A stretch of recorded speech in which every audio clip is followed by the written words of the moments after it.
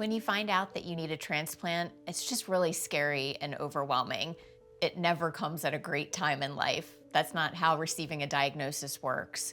And I've been in your shoes of being so scared and feeling alone and wondering what your future is like and if you're going to have restored health again. I think that we need to be kind to ourselves and give ourselves time to process the news. Change can be really hard on people. And when you get a diagnosis and you know that you're going to be different and there are going to be new normals throughout the way, I think the gravity of it can be really devastating.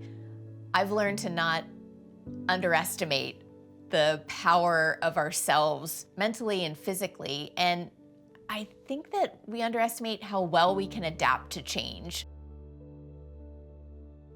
I've been living with kidney disease for almost 30 years. I've been a transplant recipient for half of my life.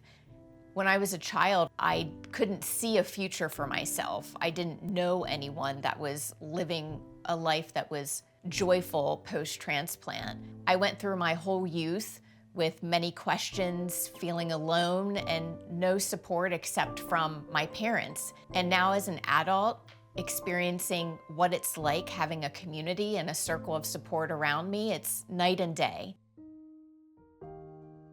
When you're around people that get it, that truly get it, that you can talk about lab numbers, you can talk about the emotions of this journey, you really don't feel alone in it.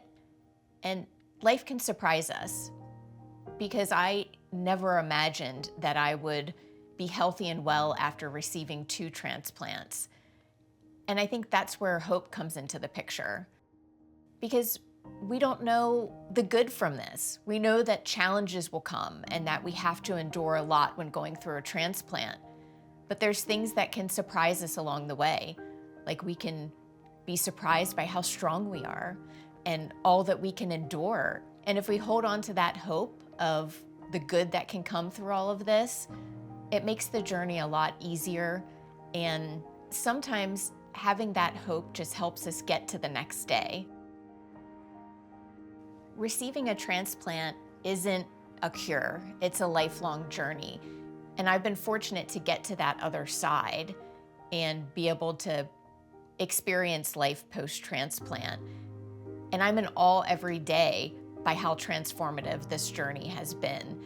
And my wish for you is that, with a sense of hope and surrounding yourself with a wonderful community of others going through the same thing, that you too can live a fulfilling and joyful life post-transplant.